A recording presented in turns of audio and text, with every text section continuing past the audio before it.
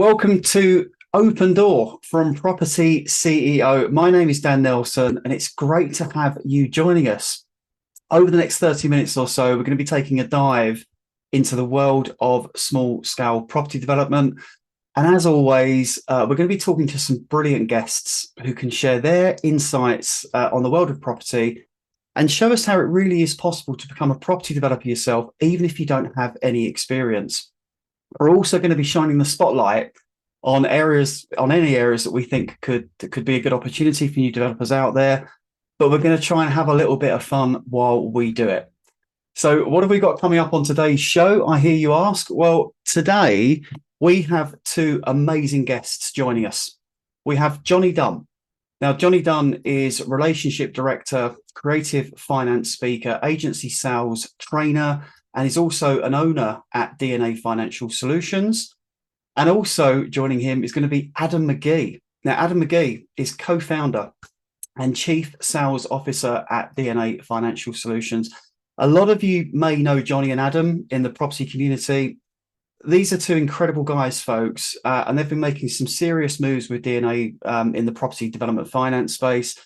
And I'm pretty sure they're going to be able to give new developers and those interested in getting into development some advice on how to fund projects. That's why they're on this podcast. This is all about raising funding for your projects, commercial funding. They're going to be talking about where some of the opportunities are, and they may even talk about the importance of a good education. So without further ado, I'd like to give a very warm welcome to Mr. Dunn and Mr. McGhee. Jonny and Adam, are you there? Beat you Good to it, see you both. Hi Dan. How are you doing? Very, very good. Good to see you both. Are you both well? Good, mate. Very good. Thank you. Thanks for having us on. Yeah, really good. Really good. Thank you. Yeah, good to be on the show. I know you've both been super busy. Okay. Would you like to introduce yourselves to our lovely audience? I'm sure they'd like to know who you both are. Who wants to go first? Yeah, go for it. It's so I'm Jonny Dunn, or the business name, the Money Mogul. I think you probably did a better job at introducing me than I think I will have actually done. But yeah, I suppose first and foremost, you can ask me about my journey, I suppose, later on. But call me a developer, investor, turned financer. There you go. Brilliant. Yeah, and yeah, thanks Dan for the introduction earlier. Yeah, so as you mentioned, Adam McGhee, I'm CSO at DNA. So basically, I'm a broker by trade, so I really enjoy structuring deals, looking at strategy with clients, on varied sort of projects, really, to be honest with you. So that's pretty much me in a nutshell. Love it. Brilliant. The nerd. You're the nerd. Yeah, the finance nerd. Maybe that's my new name. Yeah. But I can introduce you as the nerd if you want, Adam. It's entirely up to you. I've been called worse. There we go. Thanks both. I'm going to just say this. I know DNA is one of the UK's fastest growing brokerages. Right. This is really, really exciting. And you kind of support the requirements of both individuals and businesses. Yeah. And you also have a specific focus on property development finance, right? Yep. This is really, really exciting. So I've got loads of questions for you today. I've got lots of questions because this is such a big subject. And it's one that's always in the forefront of people's minds when they're looking to kind of get into development. Mm-hmm. All right. Or indeed, they're already doing developments, but they want to explore more efficient and effective routes to funding. Okay. Yeah. So I'm really excited about this podcast because I think we're going to bust a lot of myths, answer a lot of questions, and it's an absolute pleasure to have you both on. So Jonny and Adam, just looking at some background here. Adam, can you tell us a little bit about DNA's journey getting into property development funding, commercial funding, and what's sort of been the journey for you guys so far? Yeah, absolutely. It'll probably be a two-pronged answer, really. I'll let John jump in as well. But so it was founded actually with another director, a guy called Drew, in 2017. From there, we just went through the motions of broking deals. We started, like I said, with very little client bank, if you will, and the knowledge has just expanded. We've grown the team now to, a really good size that can account for a lot of volume. But the expertise are there in terms of all the different sectors, and notably, as you touched on, development projects, which we really enjoy doing because we feel we're very good at it. We can advise on whether the deal stacks and structure. So it's not just about getting the finance. We're not about that. It's about the longevity. So I think that's the key thing for us. The journey has happened for the last 7 years, and there's been a real growth in the last 2 years, I would say, within DNA, and certainly the direction we've headed in.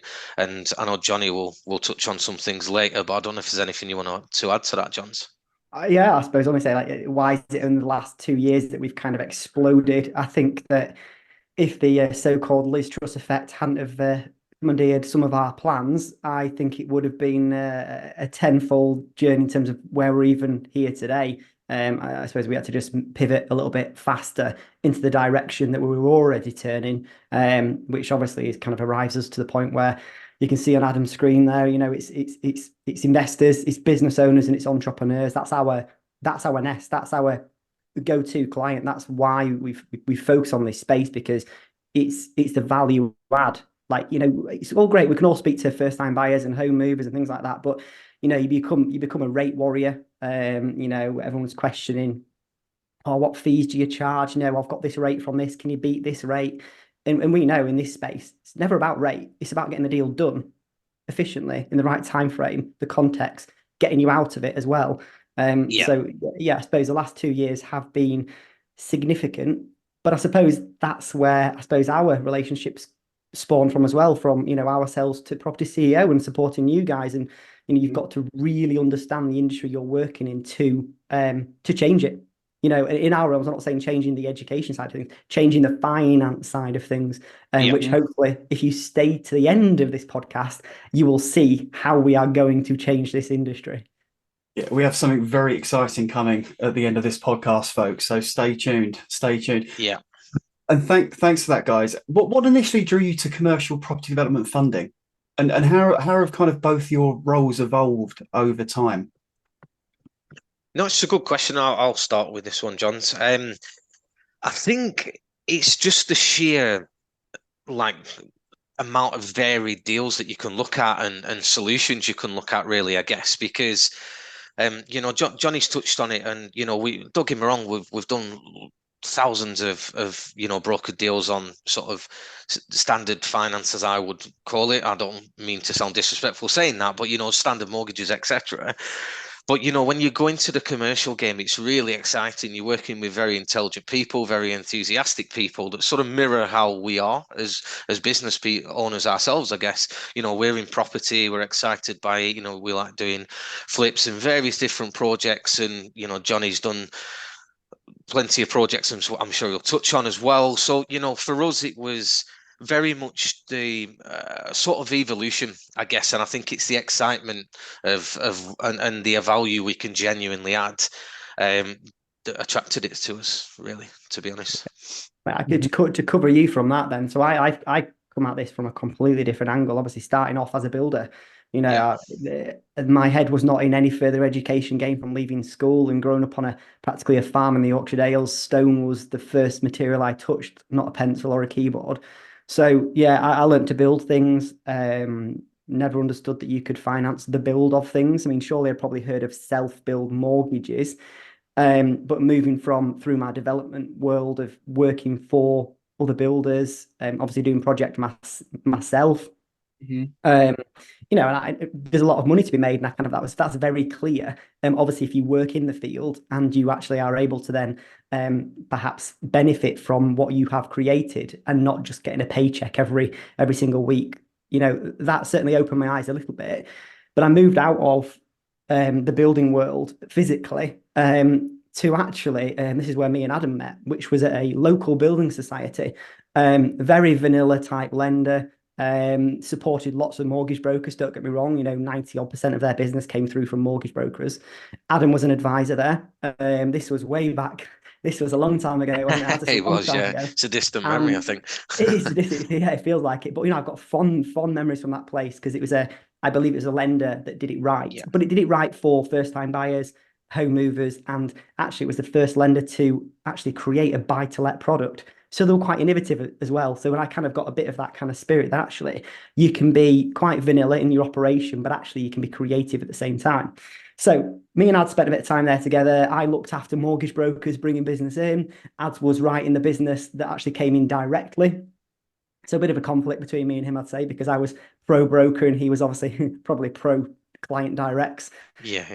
So I actually moved on similar time, just a little bit later than Ads did. I went to work for mortgage brokers, whereas Ads then actually set up his own mortgage brokerage.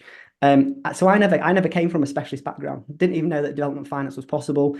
Ads was completely under the guise of this is the area that he was going to niche in on. And now and again, like when I was working for a vanilla brokerage, I was like, they couldn't do the business. I mean, they couldn't do hardly any business anyway because they're a vanilla brokerage. I'd pass it to Ads and like, oh yeah, fire this across to us. That's right up our street, for example. So I got to understand the types of deals that he was working on. And then Adam started to educate me on what was possible. So that was the kind of the spin. And then eventually, it was Adam and Drew that came to me and say, look, you're working with all these estate agencies, all these house builders, like, come on, let's come together.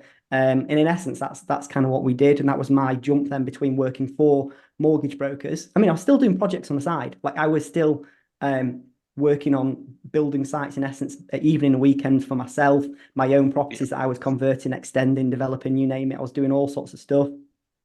But then I got understanding how to leverage it, how to finance it. And it just kind of opened my eyes and changed the game entirely. And I know I'm kind of like talked about on the circuit, people see me at lots of events and they're like my creative mindset. In all honesty, and Ad is probably going to like, his head's going to explode on the screen here. All of that knowledge comes from Adam. Like all of this comes from Adam understanding the appetite from lenders, how to restructure things, how to create products with lenders to actually to appease like what a client is looking to do. Like, how can we shape this lender and their risk appetite to actually lend to this type of client? And you end up creating new stuff. And through this journey, certainly over the past, for me, 4 years, I believe we've become like the front runners of this sector. Certainly in the kind of the development space, because we can be creative. Like we're not frightened to, go to a lender to say, can here's the client, this is what we're looking to do. What would your product look like, that would support your risk appetite and all that? How could we create it in essence? So that's where it came from. A bit of a long-winded answer in terms of where I came from, how we met and how we got to where we are. But you can see my property background, Adam's intricacy of like, how do you actually get stuff done? And I suppose that's the initial phrase that we coined. If we couldn't do it, as in if DNA couldn't do it, it couldn't be done. So that's how we've kind of moved on and evolved really, and having that mindset and the culture within the business to actually, you've got to explore every avenue. If you've explored every avenue that's on the table, what about the ones that we could create off the table? Is there a concept that we can work with on a lender on that basis? And as soon as you then realize, well, we own a tech company as well, and realizing that actually the future of efficiency is tech, that leads us onto a completely new avenue that will, again, I'm just teasing this out, carefully. Yeah, you just dropping hints. Talk to you about shortly. And I have to say, because I sort of know you guys from behind the scenes as well, and it has been a coming together of like great minds, and it's very evident in the creativity and funding that DNA offers, and also what's been going on behind the scenes, Jonny, which we're going to come to at the end of the podcast here. But no, very, very interesting indeed. And we talk about market insights, market trends. What trends are you seeing in the commercial property development sector right now? What trends are you seeing? Yeah, I mean, from an actual finance perspective, we're seeing, I mean, thankfully, we're seeing rate stocks come down, which is really good. Mm-hmm. It's certainly heading in the right direction.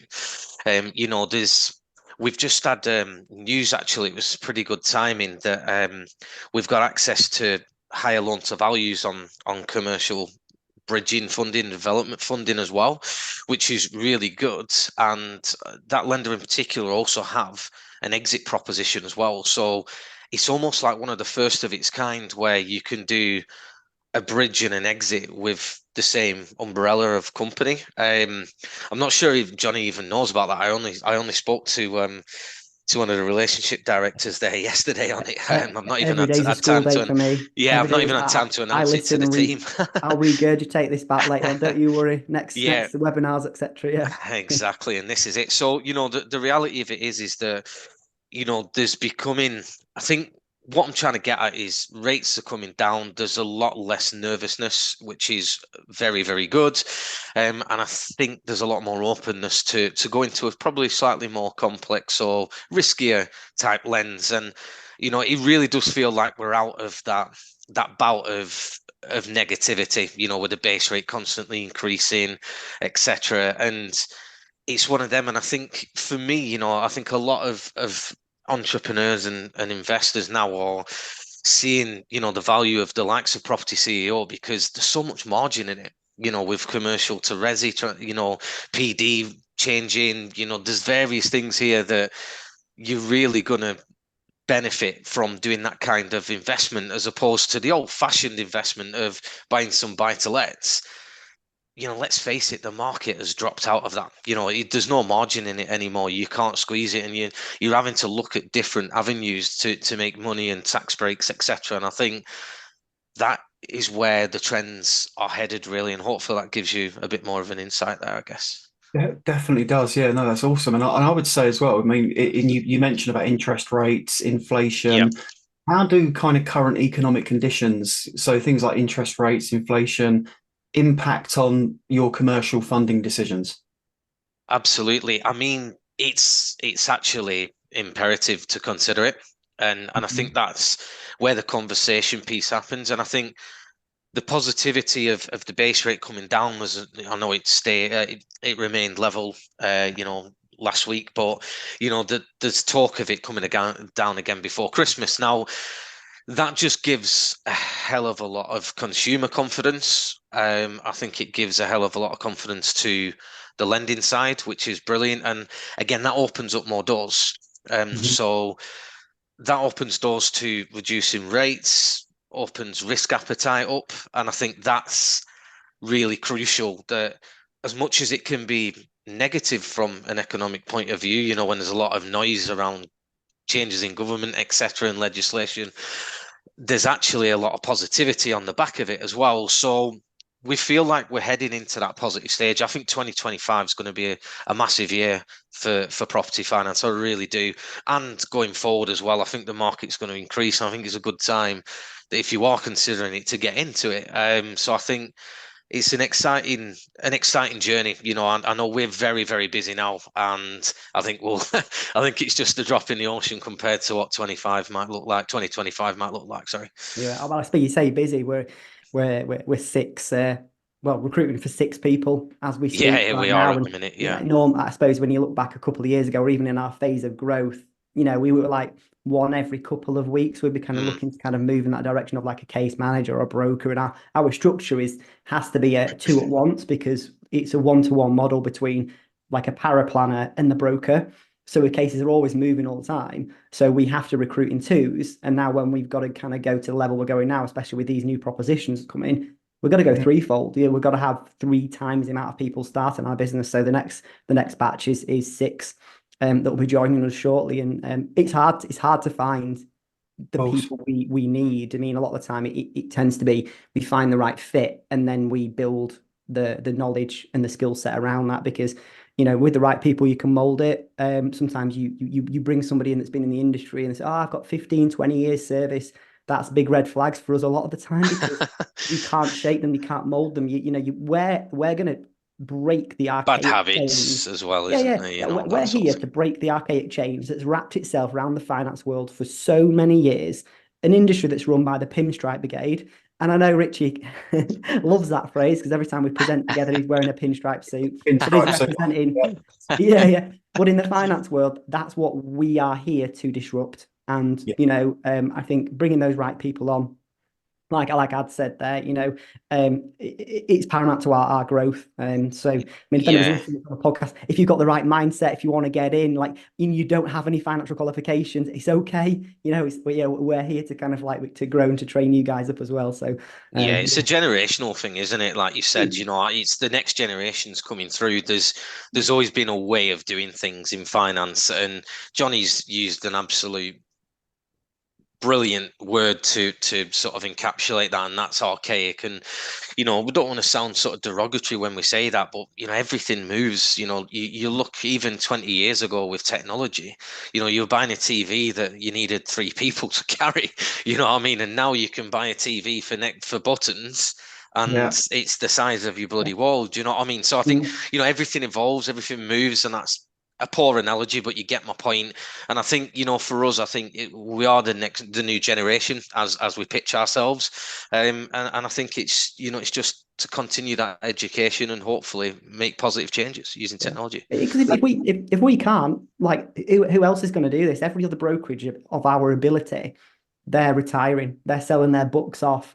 They've got no tech. They're staying They're the not same bothered 'cause they've been pattern. there, done it, haven't they? Do you Been know there, what I mean? done They've it. made the Not money, they're ready interested. to leave. And Yeah, yeah. we are in a specialist sector. Like if you're a mortgage broker starting off or an advisor, you are cutting your cloth on first time buyers and home movers. Like we did that as quick as we physically could and got out that sector. Like you don't need advice in essence. Like it's you can do that kind of stuff with your eyes closed. It's very simple factors: affordability, credit score. Yeah. This is strategic advice now. This is exit challenges. This is planning. This is um, all sorts of wonderful creative things you have to get right to then progress deals through. This is not a case of like, this is what the rate is. Like, we don't like the rate will be the rate. This will be the best rate for the deal. That's how we present it through. And yes, we might get 2 or 3 options for you. If you want the cheapest rate on the market, you can do. Like the same for us. Like you can have 2 of 3 things. So you can have the service, you can have the speed, and you can have the price. And so you pick 2. Like you can't have all 3, but you pick 2. And I think for a lot of times people, it's like it's always a competitive market when it comes to price. And look, it's not about that. And we know how lenders work, and they'll sometimes decide last minute to change their risk appetite. What they had sometimes to Yeah, absolutely. I it's think just been future planning for that kind of stuff and eventuality. So you're eager to ask me something else, or Adam next, and no, primed ready. spot on. Go on, Yeah. Adam. No, I was just going to say on the back of John's there, I think it's really key that's why we're here. It's about getting it right first time with the right lender for you. Are they always going to be the cheapest, as John's touched on? Not at all. Not at all. I think there's a process of understanding what your project is, understanding the appraisal, and marrying that with who the correct lender is for you. Because there's lots of them. Do you know what I mean? There's some that we use more than others. There might be one that we use once a year because they're just suited to that deal. So it's not a case of one size fits all at all. And I think that's what Jonny was touching on there. And I was just going to say it's so important. You talk about archaism and the kind of archaic market. You're at the cutting edge of technology. The evolution. Times have changed in funding. There's far creative funding solutions that are out there now. Yeah. And it's a really good point. I mean, Adam, we were talking just before we went live with a podcast. Yeah. You're writing a lot of business right now. And we were talking about one bus comes. You're waiting for a bus for an hour, then 20 come. Sounds like that's what's been happening to you over the last sort of couple of weeks. Absolutely. So you're recruiting. What I'm going to do is in the show notes, you're going to get inundated with CVs, guys. We'll put your contact details. Absolutely in the fine. show notes. No problem with that. Send them to Drew. Yeah. Drew will review them all. So it's not on John's and I. So, I want to talk about the funding process here. So we'll strip it back to basics, just for the purpose of our audience. So I'll talk about the funding process a little bit, just for our audience, our listeners can get a good grasp on the process, coming directly from a funder, if that's okay. Yeah, of course.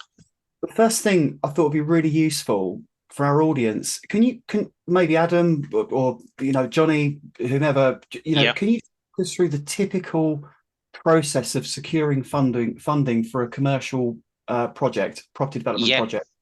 Yeah, of course, no problem. I'll jump in here, Johns. it's really quite straightforward. It's about, there's a number of things. So the first one is understanding any experience at all, in delivering a project of that caliber. If there isn't, it's not the end of the world. We didn't need to understand who is going to carry out that project for you, i.e., are you getting a contractor team in with a JCT? Are you getting multiple different trades and bring them all together because they've done it individually? That's fine, because a lender ultimately, if you've no experience, will lend to them. So as long as we can get them comfortable with your team, we've not got an issue in securing the funding. So it's then understanding the numbers. It's working right from the GDV or the back end and understanding, working it right back through. Number one, are you not overpaying for the land or the building that you're about to do the development on? So we'd work what's called, there's an old school term called breakback valuation, but in a sort of more polite term, it's called a residual valuation. So we'd work from the GDV, work back, make sure you're not overpaying. So number one, the deal is going to stack. So we've got to make sure the numbers are there. Then it's understanding your build cost numbers and the parameters with different things like loan to GDVs, the loan to cost. We don't need to get caught up on that now, because we'd have that as a part of the conversation piece. But these are considerations for lenders. Certain lenders have different caps within them sort of parameters of numbers, if you will.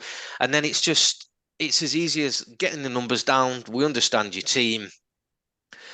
We understand what you need to, to the cash outlay or no cash outlay. Is there a way we can be creative and cross-collateralize against other assets that you may have, whether they be unencumbered, no cash on them, in other words, or whether you need a second charge on them because you haven't got an abundance of cash? Is there an investor that wants to come in? Absolutely fine as well. There's all these sort of moving parts that we've just got to tie in together, really. But it sounds like a lot, and it is a relatively lengthy conversation initially, but everything makes sense. We break it into bite-sized chunks and explain everything individually so that it's fully understood. And then we go away, we find the right terms for you, we'll come back and present them.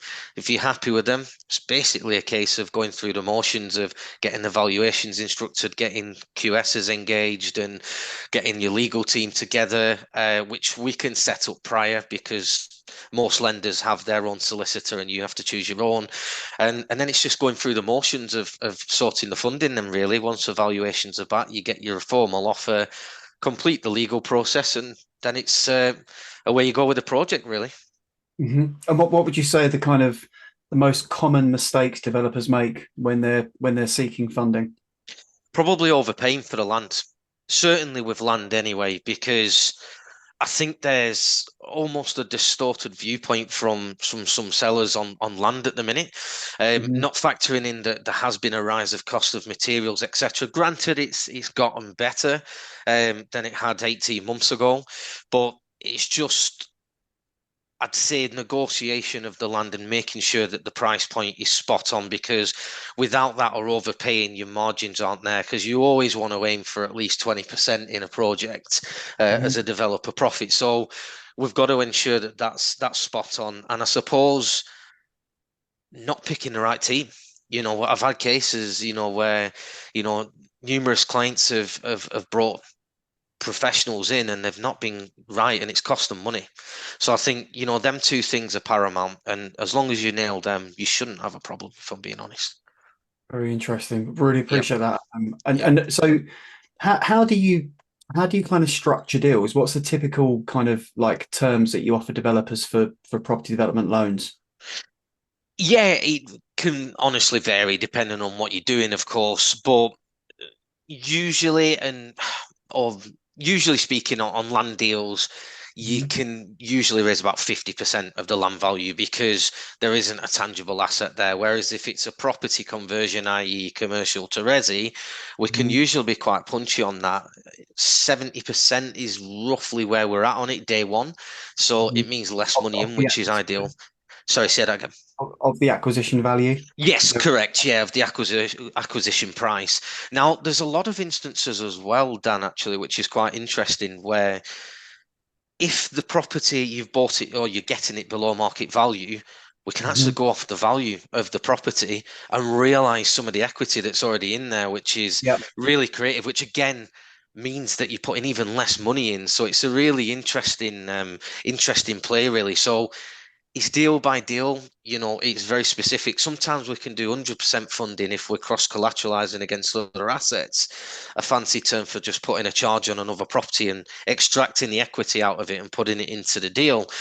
It does de-risk it for the lender, it de-risks it for yourself as well, but in some instances you could argue that you have got another asset on the line, so if something goes wrong. But I'd talk through that and I'd say, look, this would need to happen, and it'd just need a catastrophic crash or something in the market. So it's very varied. That gives you a bit of an overview of different scenarios there. I think 4 different scenarios, if I'm right. And yeah, hopefully that sort of answers your question. Really, I'll add a bit on, because I think this will trigger something for you, Ad, to talk about Yep. even more. It's something that you taught me, and I've obviously used numerous times on keynote speaking. Now, when two prongs here. So concern for some people is like, if you're going to release money from a property, you're going to then start paying a mortgage down. So when Yep. Adam was saying there, yeah, well, let's put a charge on it, let's cross collateralize, that equity then now sits within your new development company that's going to develop properties. So there's no debt in your own personal name now. So there's no mortgages in your name. So like, say in the example of your own house that you live in, yes, you can't have that debt being paid for by your limited company that you've set up to do your properties with. But actually, when you put a charge against it, the amount of money that's secured against it now sits in your company. So from a tax point of view, like, it's all there. Like, you've not got any more personal liabilities. You may not have a mortgage on your own house, which is great. That might actually start to trigger some new type of conversation. So we're not actually now talking about a development finance type loan. We can now look at more overdraft facilities. So you have a that's a great point. You got a pot of equity sitting there in your house now, and that's like, well, great stuff. Like, how can you get that to work without it costing you any mortgage payments? And say you need it for a 2-year period. Well, Adam told me about an overdraft facility where it doesn't work for everybody because the minimum facility is 250 grand. But actually, if I was to tell you a percentage of how many people have actually got 250 grand worth of usable equity in their properties in the UK, you'd be absolutely staggered. And people could use this. It's not going to cost them. There's no metrics in terms of, oh, well, I'm too old, my affordability because I don't work or whatever. It's not really coming to a question now, because we're just using the equity to leverage against now your venture. And like what Adam's saying, 100% of the money now you need to go and buy that property with can be used. But now the benefit of an overdraft facility is, let's say that you're coming to the end of the project now and you're selling the individual apartments off because you've converted a light industrial building into 10 units. Every time a unit sells, if providing it's done within the right time frame, you're now repaying back your facility. And that facility's pot of cash is going up again. And as soon as it starts to go up, you pay less interest on it because it's an overdraft facility, like an offset account.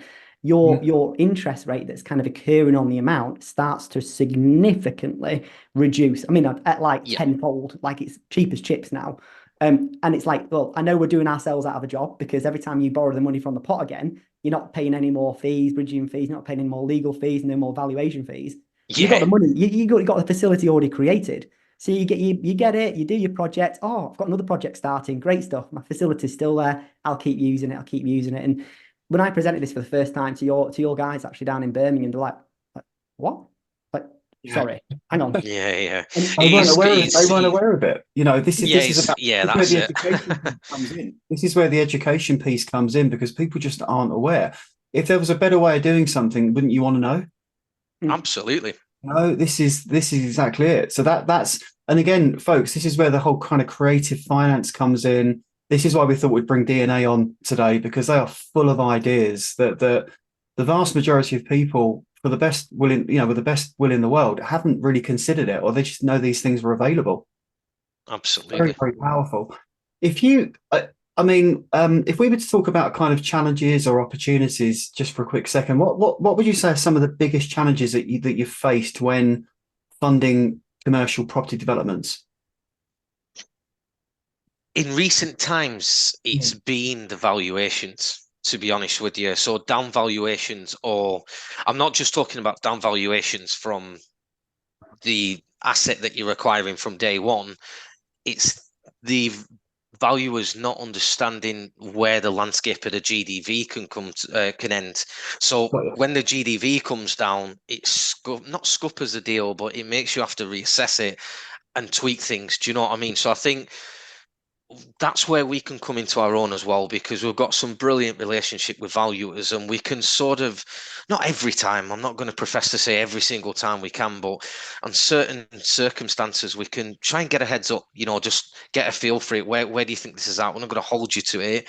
Are we barking up the wrong tree here? Or is it a case of that, yeah, we could be onto a winner with it. So I think the valuations, it is slowly but surely, like I said, the confidence, and it ties back into my previous points actually with the economy, because when the economy improves and the market factors improve within property and finance in general, the valuations become a lot more positive, and it means deals stack. So I think that's the only sort of hurdle at the minute. The risk appetite for lending is there, and we say it all the time to clients that, lenders, that's the way they make money. They want to lend, contrary to popular belief. People may think otherwise because it can be challenging, but that's just the finance sector in general. You've got to jump through hoops, and they have criteria and tick box exercises they have to fulfill, which is absolutely fine. They're lending the money at the end of the day, but ultimately it opens up so many avenues when valuers aren't downvaluing things and confidence comes back into the market. So that's probably the biggest thing at the minute. And commercial lenders are on your side. They're on the side of the developer. They don't want you to make mistakes. Correct. So sanity check your numbers. They might even come up with suggestions with your unit stack. Absolutely spot on. And I think they're up for lending the money, but ultimately you've got to pay them back. But they don't want you as a developer taking unnecessary risks, right? No, you couldn't. Yeah, I couldn't agree more, Dan. You've hit the nail on the head there, because I say that to clients all the time. You actually have a safety blanket by taking lending. As crazy as that sounds, yeah, it costs you money, and yeah, you have to work it into your margins. But you have another QS on board. Even if you have your own QS, you have another QS on board. You have another monitoring surveyor, depending on the size of the scheme, one or the other. You have the lender, like you said, casting their eyes over it, and a professional underwriter, or sometimes the CEO. We do that. I do that. I effectively underwrite the deal before it goes to a lender. So in essence, you're actually having 3 different perspectives on it before it actually goes, or you get the proverbial spade in the ground. You know what I mean? So yeah, it's a very, very good point, and I think that's something that that investors and that should consider really when they're looking into a scheme. Yeah. Thanks, Adam. That's really, really helpful. And it, looking at that sort of relationship comes back to that relationship. The banks are kind of on your side. Investor, developer relationships. How important is the relationship between the funders and the developers? And how do you kind of maintain those relationships? Oh, it's essential, because if you absolutely nail it on your scheme, I won't say there's an open check, but it comes to a point where the confidence that they have in you, in the deliverables are there. The confidence when you deliver a scheme on time or exactly to how you spec'd it, and look, it's not always going to go to plan, don't get me wrong. And a lot of the time as well is when you are facing adversity or things are going wrong on sites, they're going to back you. The last thing they want to do is repossess it and have to bring a builder in and potentially lose money because they've got to finish it. They want you to finish it because it's better for them on the loan book to get, a positive loan repaid and go again. But it's really, really important, the relationship, because number one, if things go wrong, they're there for you. But number two, when it does go right, which is more often than not, they're going to want to lend to you again, and you're going to build a really good reputation to make it really easy to fund future projects. Think of just only for a 2 pence in on this one. I mean, Yep. Think of like how these lenders, these funders, because we're not always talking like the mainstream ones. Some of these haven't got much money to play with. Some of it's not even theirs. It's a lot sometimes actually private individuals' money, individual people that actually can provide their funds to a lender under that lender's guise of criteria and appetite. Obviously, they can then return that to those private investors as well. So all it is about protecting the interest for their clients using their framework. They want to lend it. It's just like an exercise that you've got to go through to demonstrate literally tick boxes of how they want to lend. Yeah. You execute it, you get to the end of it. Wow, you've now got your A-star rating with that lender. So actually, next time, your next project, it's a quick, very, very quick journey, I'd say. Exactly. You've ticked so many boxes. Yeah, and I think it's a really good point you've both made. And I think with the commercial lenders, they're not, admittedly, some of them are ex-developers, but the vast majority of them aren't developers. So if something does start to go wrong on site or you need a creative exit, you've got to speak to them. You've got to keep that relationship fluid with them because they will be able to help you out. The last thing they want is for you to hand the keys back and say, yeah, it's going wrong. I'm out of town. 100%. 100%, because it just racks up fees. There's the timescales as well. If they take a site, their money that they would have had back in, say, 18 months on a site, it could be 3 years plus, and that's money that they're not making money on, number one, but they've then lost potential cash flow for another scheme for another 18 months. So it's as a double fold, really, in why they don't want to do that. So I think it's a really good message, and I think it's a key message that the lenders want to be on board with you and want you to deliver it well and will back you. That's the key thing. It's not a case of they're trying to catch you out. Yeah. Yeah. Really, really important point there. Yeah. And what role do funders play beyond simply providing the capital? Do they kind of offer any additional support to developers? Absolutely. They're always there throughout the process. So, every lender that we deal with have like a post-completion team, if you will, and the project managers, they'll reach out, see how you're getting on. But don't forget as well, there's the professional team of the QSs going out on site that can feed back. So if there's a problem or there's a snag, or it's why you have contingency monies within finance deals as well, usually typically 10%. But if something goes wrong, it's about having that conversation. They want to work with you and say, right, we've got into the build, this has cropped up, we need either a bit more money because of X, Y, and Z. They have that conversation and work with you. So, the support can continue throughout. And don't forget, they've seen a lot of different circumstances, the good, the bad, and the ugly, as I like to say. So there's more often than not, they'll know what you're going through or be able to assist you because they've had to deal with it previously.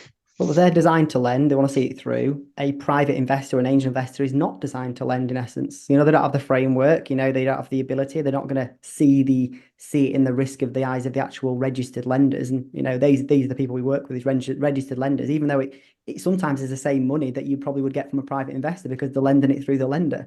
Yeah, and it's just having those eyes on, isn't it? It's vital, and it tends to be cheaper. But they're run by professionals that have been there, done it, haven't they? Either in a big bank or this type of thing. So they go into their own venture, don't they, Johns? And that's the situation with it, really, I guess. Exactly. Yep. So how can developers best prepare when they're pitching their projects to a commercial funder like yourselves? Mm-hmm. How can they best prepare? For me, it's a case of the numbers have got to be there. So get a good understanding for the scheme as to where the build costs are going to be. Don't have to be super accurate day one, but it needs to be fairly close. Understand who they want to use for their team and effectively what they're looking to deliver. And that might sound like a really simple point, but the amount of times I have people coming to me and go, I don't know what to do with this. I'm going to go for planning on it. I might get, three units. I might get 6 units. I might get 5 units. I think you've got to know what you want to do and that you're pushing forward with. So I think when you find a scheme or a site, and if you want to chew the fat over it, by all means, reach out to me or John's, and it'll probably find its way to me because Jonny's out on the road a lot, to be fair. And we can speak about that. But I think it's just getting your ducks in a row is probably the best way to describe that. Sounds really simple, but it's not always done. Yeah. You're an approachable bunch. You're approachable. They can pick the phone up, reach out to you. Just kind of go through the criteria with them. Yep. And I think it's about building relationships. You want to have those conversations. You want to be able to educate these developers that are in the market already, that are Yeah, looking at creative ways of funding, or even new developers that are coming through. yeah, absolutely spot on. Adam, thank you. And sustainability innovation. There's a lot of changes that are coming into the market. There's lots of things we spoke about, the kind of archaic way of doing things coming into evolution, things evolving over time. Jonny, are there a question for you here? Are there any kind of emerging technologies, or should we say prop tech practices, that you find particularly promising for the future of property development funding? And can I just say, is now a good time to talk about Mogul? Now's probably the perfect time. And it's interesting you say that, and everyone's probably looking at me like, you certainly thank you for staying as long on this podcast to get to the punch at the end. Like, why have I got this GLA on here that's got a registered trademark? I've got a golden monkey holding up a sign that says Mogul. Like, what's Mogul? Everyone knows the connotation, what Mogul means. But actually, no one's actually probably realized what Mogul, the brand, the new company, like you say, prop tech is going to provide to our industry. And yes, there you go, Adam's screen, a new generation of finance and insurance. But what does a new generation of finance and insurance look like in 3 or 5 years' time? Because everyone will probably say, well, actually, there's going to be a hell of a lot of AI there, isn't there? There's going to be a lot of digital, a lot of technology, a lot of new modern processes coming in. And ultimately, hey, if you can get finance at your fingertips, that's a bit of a winner for many people. And certainly that's what we're here to, well, I suppose on the very first launching day, which is lining up to be, well, it sounds like for this podcast, it'll be today. We're providing a comparison search engine on steroids. Doesn't exist. This is the first of its kind. It's live. It's development finance, commercial finance, bridging finance, all types of creative finance that you possibly would like at your fingertips, live in front of you. So you can pop your deal on there. It will spit out which lender would like to lend on this scheme and give you your profit margin with a nice little deal analyzer at the end of it. So, I mean, if that's got your attention, I mean, we're basically saying, well, you could just find yourself a nice, lovely deal online. If you know your figures, fantastic. Get them plugged in, and it'll tell you what the interest rate and margin will be from this lender. And that's just stage one. This deal analyzer is stage one. As we develop, as we grow, as we're proving the success of this, and bear in mind, if you're watching this, if it's not quite as perfect as it's intended to be, please don't shoot us down. It's brand new today, so it's designed to be picked up the odd little fault here and there. But the amount of times that we've run demo cases through, it's given us great scenarios. From a lending point of view, look, I'd obviously encourage you to, obviously, if you've got an active deal, speak to us at the end of it, because the chances are these are rates that we've actually personally negotiated with these lenders, so they're not even going to want to speak to you anyway about them. Hence why we're showing you some of the the best rates in the market, so to speak, for those particular types of deals. So if that's got your attention, that's a snapshot. You can find the site at mogulsearch.com. If you can't spell Mogul search, you can find it at comparemogul.com as well. There's many ways of obtaining it. So they're the first time I think we've given the links out. We'll put them in the chat as well. So obviously anybody can click on them and basically just have a play around. A deal that you've done, a deal that you want to do, one that's on the market. This is golden stuff where you don't have to pick up the phone, you don't have to wait for an appointment, you don't have to fire your details across to Adam and say, oh, just in theory, does this stack as the lender? Yeah, it'd be there right in front of you in terms of what the appetite is. Then, of course, from a progression point of view, we're still here. DNA is going nowhere. We are there, the engine behind this, from a processing point of view, certainly from an advice and a strategic planning point of view. But the system itself will guide you to make better, quicker decisions. This is the start of breaking the archaic mold. This is the start of a new generation of property finance, where, here it is, the Money Mogul, or Mogul's at the forefront of that journey. And I suppose the final summary is, watch this space. And can I just say, I've had the absolute privilege of seeing a preview of this already, Jonny. We did this yesterday. And I'm going to say, folks, this is mind-blowing. This is going to blow your mind. We spent a bit of time on it yesterday, Jonny, so thank you for that. This is very, very exciting. And you heard it first, folks, on the Property CEO Open Door Show with none other than Jonny Dunn, Adam McGhee, and of course myself, Dan Nelson. This technology has got the ability to revolutionize the way in which property professionals can explore funding options. And we're going to be keeping a very keen eye on this evolution. Congratulations, guys. It is Thank you. incredible. And as a summit, Appreciate it does everything else as well. So like if you've got your own house, if you've got simple buy-to-lets, HMOs, service accommodation, it can do it with its eyes closed. I mean, this is the reason why this is such a game-changing tool, is because until now, there was no technology. There was no APIs into lenders' systems. There was none of this live rates. You could find something similar if you start searching online. It wasn't live. It wasn't relevant. It was historic stuff with lenders that wouldn't do the deals. This is analytic. This is basically telling you, is there a funder for a deal? And if there's not, if the margin doesn't work, it's sending you back to the drawing board so much quicker. This is about, what, let's say 1 in 10 deals stack. Great stuff. Wouldn't it be great to just literally make sure you can find that 1 in 10 straight away and get going on it, knowing now what offer you could put in based on your margin without having to, like I say, I mean, Adam will love to speak to people. I love to speak to people. Tech can do it better. AI doesn't make mistakes, and this is the main thing we're kind of like pushing on. And from an AI front, I can't even begin to tell you what that's going to do for this business and transform the likes of Mogul and DNA to become so much more efficient than you can imagine. And there's a great saying around at the moment, and hey, maybe take it with a pinch of salt. We're in for a 3 times increase on the average person's salary over the next few years as a result of AI. And look, I hope it's been interesting enough for at least you to explore the new concept of finance. Yeah, I love that. We're going to be putting the links, by the way, in the chat, in the notes. Before we wrap up, looking the sort of future outlook, what advice would you give to aspiring developers in today's market? I'll go first, Johns. It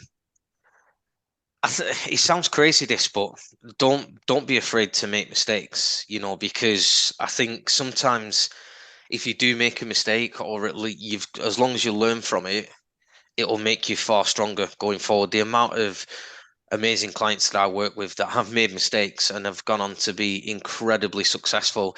So I suppose don't be afraid, I guess, to give it a go, because there's always risk. There's risk in everything in life. Do you know what I mean? And I think it's that risk versus reward, and everyone says it, and it's a very cliched saying, but the fact of the matter is that if you're on the fence and you're wondering, oh, I don't know whether to do this, and it seems too big for me, I think I did it 7 years ago. Jonny did it. I started a business, and I don't mind saying this. This is a true story.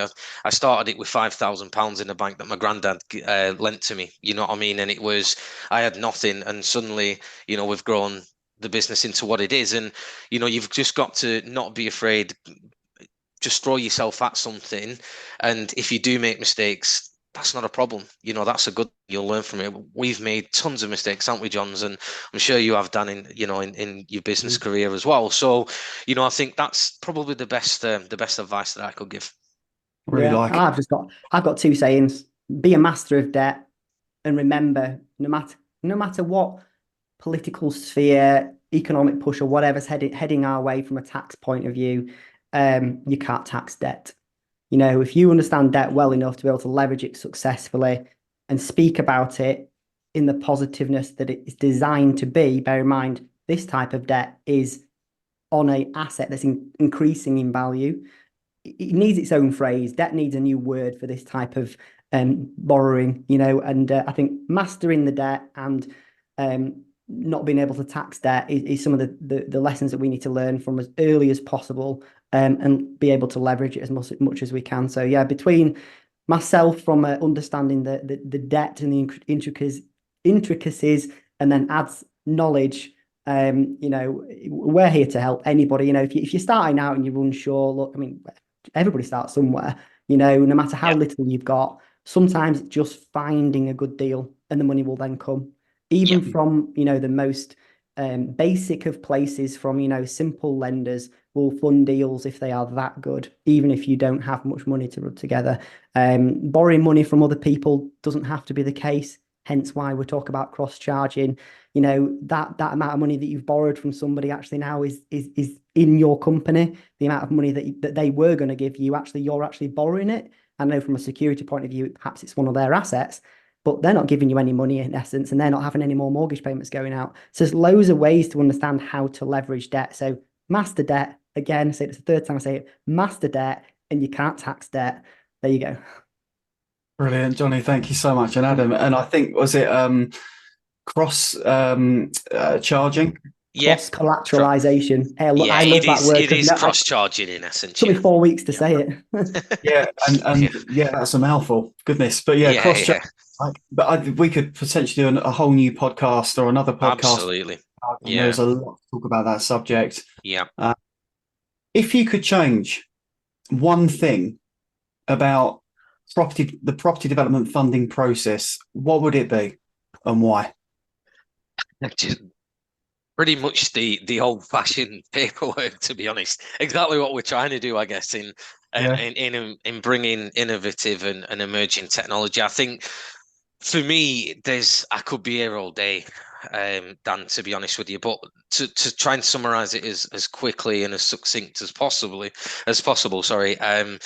It's a case of, for me, if we could just get everything into one system and everyone talks to each other, lenders, solicitors, brokers, agents, clients, and you could see in the process absolutely where everyone's up to and accountability. That's it. So probably I'm trying to say that I'd want to change everything there, but no, it's a bit extreme, but you get my point. I think it's trying to get the technology in there, and we are trying to bang the drum. We are trying to do things because we feel we are that new generation, the next generation, to try and come in and make a positive change. It's not to reinvent the wheel by any stretch, it's to create efficiencies, and that's probably what I would get at, really. I don't know if there's anything to add there, John. Just make things more accessible. Yeah. Look, I mean, it would be no money earner for us, but getting into the education system properly, so people are, a bit more awake to the opportunities that exist. If we can get this kind of platform into the hands of, aspiring wealth creators, even if it means, it's going to help people get onto the housing ladder to begin with, just being a bit more creative in normal residential space. Amazing. We will serve a purpose. Look, we've created something here with the likes of Mogul that actually, it's there for you guys to do what you want with. Look, it will change the industry. That fundamentally believe on that. We've got to be ones to provide it to then hopefully at some point reap the rewards. If no one's doing this because they've got no way of really protecting the business that they are,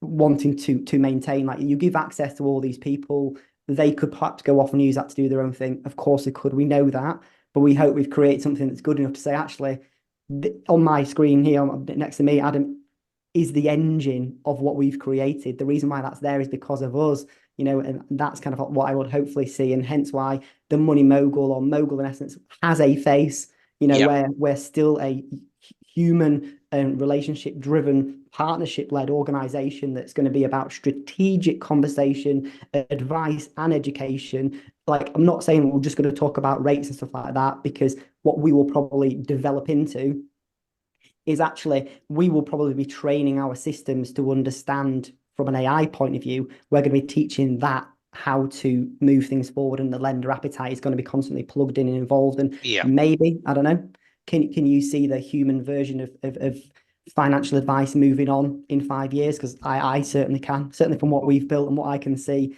I think the mortgage broker days are numbered. And sorry if you're a mortgage broker watching, but I really fundamentally think that one of the first things in our sector to be moved on is is this kind of space. So yeah, watch that space. Being a broker by trade, I'd always I look, sit on the other side of the fence, Valley. I totally get where you're coming from, mate. And I think, look, for me, I can see what you're saying, Johns. I think there's always going to be an element, personally, that there's got to be human interaction. Just probably to some extent, it's the sort of soft part of me that would like that to remain. But you are right. I think having the technology come into play, used in the right way, can be incredibly advantageous for everyone concerned, to be honest with you. And I think one thing I just want to add as well on the back of this Mogul launch, obviously today, that you guys are seeing or hearing about for the first time, is feedback, please. If you do check us out via the links, please reach out if there's anything you think we could change, good and bad. We'd love the feedback. We'd really appreciate that. Yeah, feedback is a breakfast of all champions. So, Absolutely. Folks, you're watching this, you've stayed until the end, you've checked out Mogul. Please provide the guys with some feedback. They would absolutely love that. Now, if someone wants to reach out both directly, how can they do that? Adam, how can they reach out to you directly, sir? They can call the office and be put through to myself. Again, the telephone number will be on the link. Once I've had a conversation, I don't normally put my mobile number on podcasts, of course, but there's no doubt I can share my mobile, etc. at that point. And same for Jonny. I don't know if you want to put your mobile out there, mate, or whether you want the office to call you. Same process. Look, I never shy away from something that that you've gone through to the team to speak with. It's really important that you speak to them. So we're fully aware of who you are, what you do. They'll put you through to me. And again, once I know what the scenario, what the crack is, I'm no frightened to say, here's my mobile number, call me anytime. So absolutely, same approach.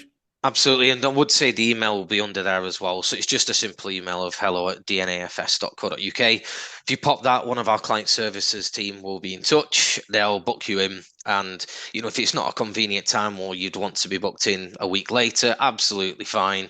They have access to our diaries, and they'll book you in, and can sort that out from there. Brilliant. And folks, we'll put the details up in the notes section if anyone wants to reach out to Jonny or Adam. Whether it be funding, whether you've got an opportunity, I'm sure both Jonny and Adam would absolutely love to connect with you. Adam, Jonny, thank you both so much for coming on today. It is always a pleasure. I'm looking forward to seeing you very soon at one of our property developer clubs in Birmingham. When are you next up? When are you next coming across? I know we've got one soon. I'm actually going to try and fly down to that as well, because I actually live in Scotland, would you believe it? So anyone from Scotland that might be listening and you're in and around Glasgow or even Edinburgh, reach out. We can grab a coffee as well. Looking forward to seeing you both again very, very soon. Thank you so much. And we'll see you again soon. Thanks for your time, Dan. Take care. Cheers, guys. See you later. Now. Cheers. Bye-bye. See you soon. How good was that? So a deeper dive into the world of commercial property funding, property development funding. And at propertyCEO, we've created such a powerful team for our students to lean on when they need to. And that includes funders, just like DNA Financial Solutions, and alongside the launch of Mogul. So if you would like some help, if you'd like some further support before you take the plunge into the world of property development and understand a little bit more about how this works, dip your toe in the water, grab a pen and a piece of paper, folks, and write this down. We're going to give you something that's really going to help you out, okay? So if this is new for you, come and dip your toe in the water. It's a bit of free training. All right, write this down. propertyceo.co.uk/SFR. That stands for six-figure roadmap. So 6 figures in terms of the profits that you can make. That again is propertyceo.co.uk/SFR. It's a little bit of free training for a limited period of time. And it's just going to tell you the basics on how you can get started in small scale property development. So hopefully you've enjoyed today's show. Please like and subscribe if you're enjoying these episodes. Thanks again for listening, and we look forward to seeing you again very, very soon. Goodbye for now.